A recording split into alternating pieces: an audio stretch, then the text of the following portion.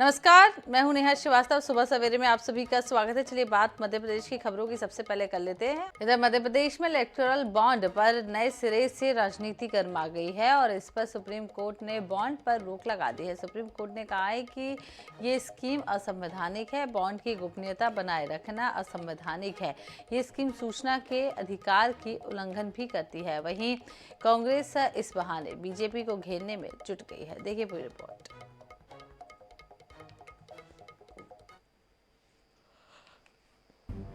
Supreme court ने electoral bond रोका।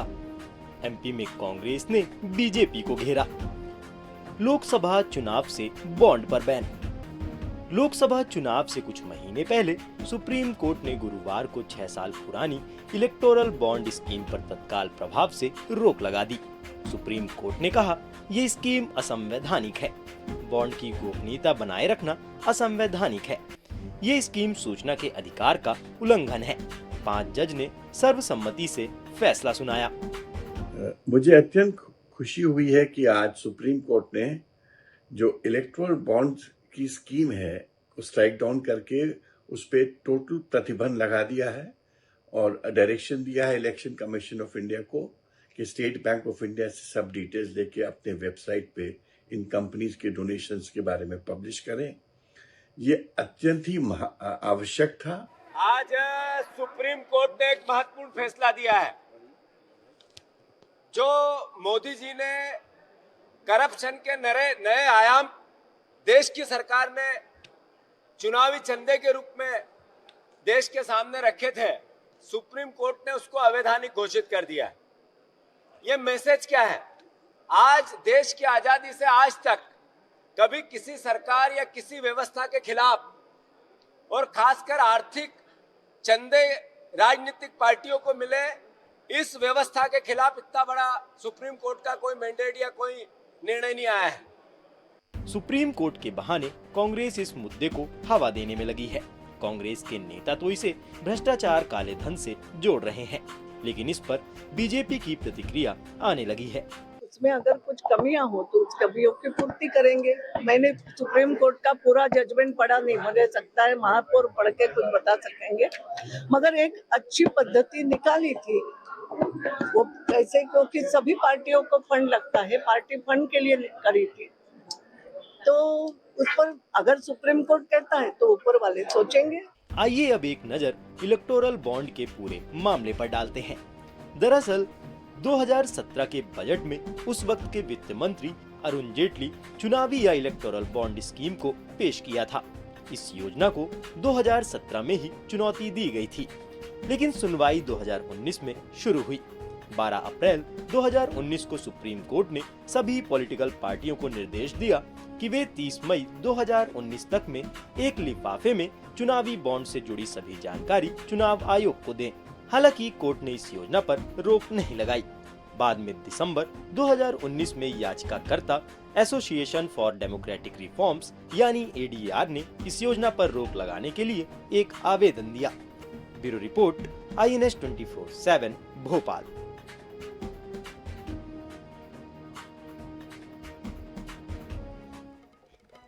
इधर पूर्व पीसी चीफ अरुण यादव ने इलेक्टोरल बॉन्ड पर सुप्रीम कोर्ट के फैसले पर प्रतिक्रिया दी है। साथ ही पटवारी परीक्षा की धांधली की जांच रिपोर्ट पर भी सवाल खड़े किए हैं। अरुण यादव ने खुद को राज्यसभा न भेजे जाने पर भी अपनी बात रखी है।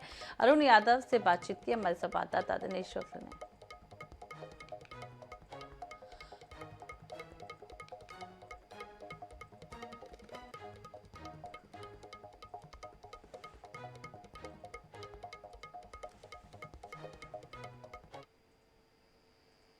सुप्रीम कोर्ट का बहुत बहुत आभार, धन्यवाद हम लोग करना चाहते हैं कि इलेक्ट्रल बॉन्ड्स पे उन्होंने रोक लगाई है और एक बड़ा मैंडेट उन लोगों के खिलाफ दिया है जो बड़े रूप में चंदा वसूली करने का अभियान चला रहे थे, और इस अभियान में सबसे अव्वल भारतीय जनता पार्टी ही है। मैं तो ये कहना चाहता हूँ कि SBI द्वारा जो बॉन्ड जारी किए गए उसकी डिटेलिंग होना चाहिए। पब्लिक डोमेन में किसने कितना पैसा कहाँ किसको किसने दिया, उसकी पूरी जानकारी पब्लिक डोमेन में देश की जनता के सामने प्रस्तुत होना चाहिए।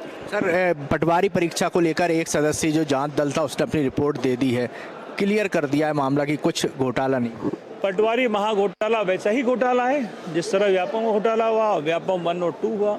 12 लाख अभ्यर्थियों ने परीक्षा दी, उनका भविष्य समाप्त कर दिया गया, पूरा घोटाला किया गया। भारतीय जनता पार्टी के विधायक के कॉलेज में घोटाला होता है परीक्षा में, तो सरकार इसको छुपाने के लिए इसमें लीपापोती करने का प्रयास करती रही। कमेटी कब बनी, कमेटी ने किसकी जांच की, जो लोग पीड़ित थे उनको बुलाया क्या, उनसे चर्चा की क्या? हमने आवाज़ उठाई, हमें तो आज तक नहीं बुलाया। आपके नाम को लेकर भी लगातार कवायद हो रही थी, लोग चाह रहे थे कि आप भी राज्यसभा और आ जाएगा, उसमें क्या है। तो साफ तौर पर जो अरुण यादव हैं यहाँ पर कहते हुए नजर आ रहे हैं कि किस तरह से व्यापम में का जो घोटाला हुआ था उसी तरह पटवारी घोटाला हुआ है। इलेक्टोरल बॉन्ड को लेकर भी उन्होंने अपनी बात रखी। वहीं राज्यसभा जाने को लेकर उन्होंने साफ गोई से कहा कि ग्वालियर चंबल क्षेत्र में एक जो अशोक सिंह के रूप में एक सशक्त नेतृत्व मिलेगा। कैमरामैन नितिन के साथ INS 24/7 के लिए भोपाल से दिनेश शुक्ला। तो इधर मध्य प्रदेश से राज्यसभा के लिए बीजेपी और कांग्रेस ने अपने उम्मीदवार मैदान में उतार दिए हैं, जिसके लिए उम्मीदवारों ने नामांकन की प्रक्रिया पूरी कर ली है। जमा हुए नामांकन की संख्या के आधार पर निर्विरोध निर्वाचन होने हैं और आसार बढ़ गए हैं। देखिए पूरी रिपोर्ट। MP की 5 राज्यसभा सीटों के लिए गुरुवार को उम्मीदवारों ने अपना नामांकन दाखिल किया, जिसमें बीजेपी प्रत्याशी एल मुरुगन, उमेश नाथ महाराज, माया नारोलिया, बंशीलाल गुर्जर ने विधानसभा पहुंचकर नामांकन भरा। चारों उम्मीदवारों के प्रस्तावक सीएम डॉक्टर मोहन यादव बने। मौके पर पूर्व सीएम शिवराज, केंद्रीय मंत्री कैलाश विजयवर्गीय, प्रदेश अध्यक्ष VD शर्मा समेत कई अन्य दिग्गज मौजूद रहे। चारों प्रत्याशियों को मेरी अपनी ओर से बधाई, शुभकामना।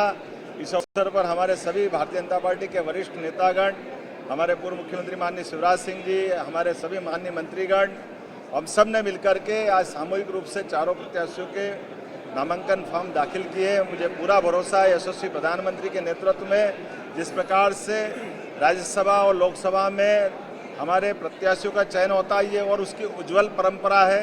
अलग अलग क्षेत्र की चारों अपनी विभूतियाँ जिनने अपना अपना योगदान दिया है, और निश्चित रूप से वो मध्य प्रदेश का पक्ष राज्यसभा में भी रखेगी और राज्यसभा को भी गौरवान्वित करेगी। वहीं कांग्रेस प्रत्याशी अशोक सिंह ने भी नामांकन भरा, जिसमें PCC चीफ जीतू पटवारी, नेता प्रतिपक्ष उमंग सिंघार समेत अन्य नेता मौजूद रहे।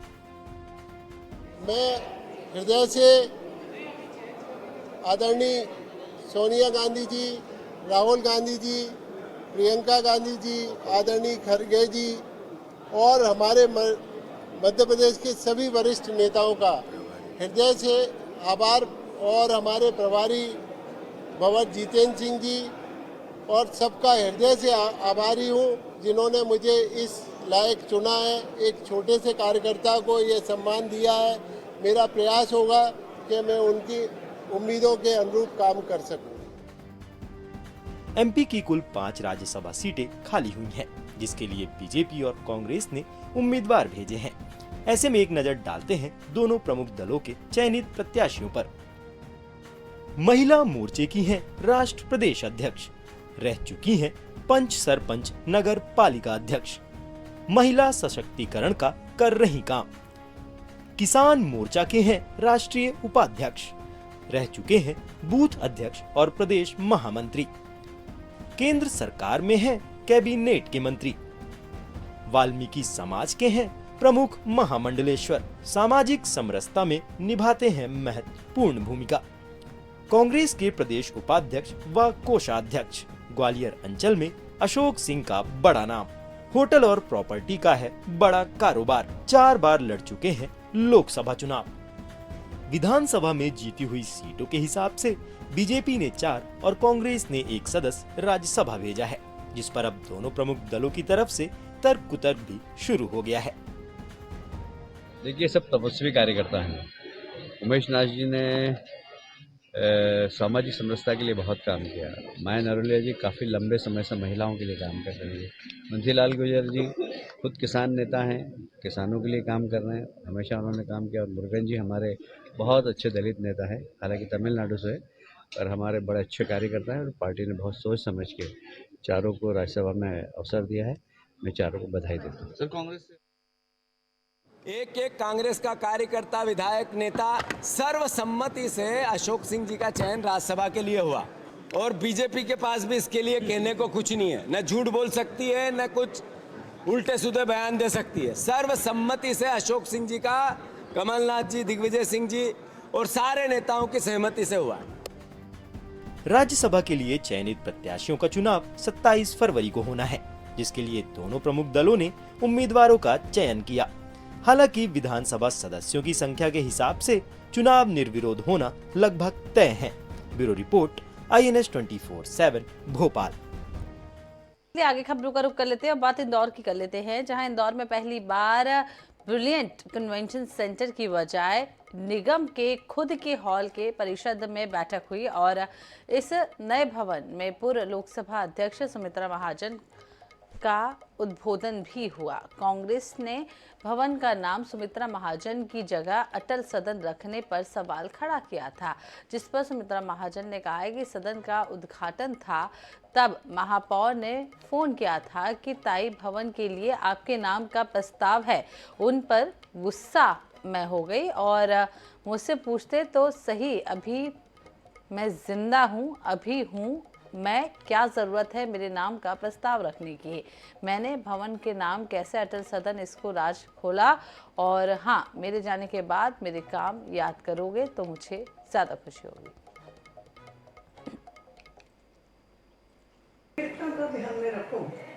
अब मेरे सम्मान की बात इतना मिला है आप सबसे भी, विपक्ष हो पक्ष हो, यहाँ की बात नहीं कर रही हूँ, लोकसभा में भी इतना मिला है, पूरे हिंदुस्तान से कहीं ना कहीं मिला है, तो मेरे सम्मान में कभी ठेस नहीं, कोई नहीं पहुंचा सकता है ना। अब मैं ऐसा कहूँ तो ये नहीं होगा कि किसी की हिम्मत भी नहीं, और हिम्मत से भी ज्यादा सबका इतना प्रेम है, सबका है, जनता का तो है ही, अर्जित किया हुआ है, और इसलिए ऐसा कुछ नहीं होगा जैसे ही ये सदन बन के तैयार हो गया। कैबिनेट मंत्री विश्वास कैलाश सारंग ने Bhopal railway station platform number 1 का निरीक्षण किया और मंत्री सारंग ने कहा है कि भोपाल स्टेशन के प्लेटफॉर्म नंबर 1 को विश्व स्तरीय शहर के फेशिया के रूप में विकसित करेंगे और शहर के स्टेशन के आसपास के क्षेत्र और बाहर से आने वाले यात्रियों के बीच छवि बनती है। इसके लिए रेलवे, PWD और नगर निगम संयुक्त प्लान तैयार करेंगे। निरीक्षण के दौरान DRM भोपाल और PWD और निगम के वरिष्ठ अधिकारी मौजूद रहेंगे। व्यक्ति आता है, ट्रेन से उतरता है और सबसे पहले शहर का जैसा नज़ारा देखता है, वो पूरे शहर के बारे में वैसा ही इम्प्रेशन बनाता है। तो आज DRM साहब के साथ हमारा बातचीत हुई है। जल्द से जल्द हम प्लेटफॉर्म नंबर 1 को विश्व स्तरीय शहर, जो एकदम विकसित शहर का जैसा फेसिया रहता है वैसा डेवलप कर रहे हैं। उसमें सभी मिलकर, सभी विभाग मिलकर एक साथ प्लान करके इसको बनाएंगे। इसी बीच रुक कर लेते भोपाल का अगली बड़ी खबर भोपाल से, जहां CM डॉक्टर मोहन यादव का नर्मदापुरम दौरा और नर्मदा जयंती महोत्सव में होंगे शामिल। कलेक्ट्रेट में अधिकारियों की लेंगे बैठक, कानून व्यवस्था की करेंगे समीक्षा। तो बड़ी खबर आपको बता रहे इस वक्त की, जहां कानून व्यवस्था की समीक्षा लेंगे मुख्यमंत्री डॉक्टर मोहन यादव। नर्मदापुरम का दौरा है, नर्मदा जयंती में शामिल होने के लिए। आपको बता दें कि वो नर्मदा महोत्सव में शामिल होने के लिए नर्मदापुरम पहुंच रहे हैं और कानून व्यवस्था की भी एक समीक्षा बैठक इस दौरान वो करने वाले हैं। इसके साथ ही CM डॉक्टर मोहन यादव का नर्मदापुरम दौरा। आपको बता दें, रुकते एक और छोटे से ब्रेक के लिए जल्द लौटेंगे।